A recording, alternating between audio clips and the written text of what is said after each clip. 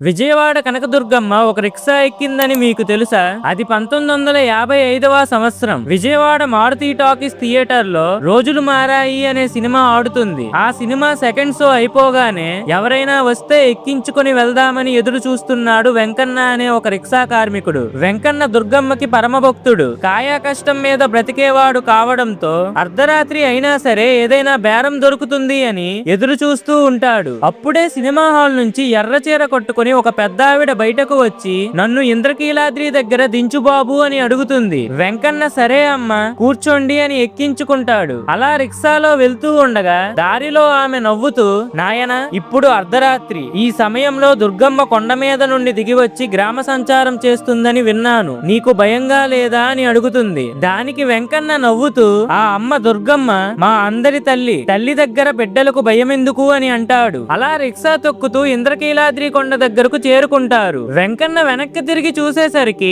రిక్షాలో ఆ పెద్ద ఆవిడ కనిపించదు. వెంకన్న ఆశ్చర్యపోయి చుట్టూ చూస్తే ఆమె కొండపై ఉన్న గుడిమెట్లు ఎక్కుతూ కనిపిస్తుంది. వెంటనే వెంకన్న ఆమెను పిలిచి డబ్బులు ఇవ్వలేదు కదమ్మా అని అడుగుతాడు. అది విన్న పెద్ద ఆవిడ నీ తలపాగాలో పెట్టాను చూడు అని అంటుంది. అప్పుడు వెంటనే వెంకన్న తన తలపాగా తీసి చూడగా అందులో అమ్మవారి బంగారు గాజులు మరియు 10 రూపాయల నోటు కనిపిస్తాయి. అప్పుడే వెంకన్నకి అర్థమవుతుంది తన రిక్షా ఎక్కింది సాధారణమైన మహిళ కాదు, సాక్షాత్తు కొండ దిగి వచ్చిన ఆ కనకదుర్గమ్మ తల్లే అని. వెంకన్న మళ్ళీ చూడగా ఆ పెద్ద ఆవిడ మాయమైపోతుంది. ఆ తల్లి కృప మీపై ఉండాలంటే జై కనకదుర్గమ్మ అని కామెంట్ చేయండి.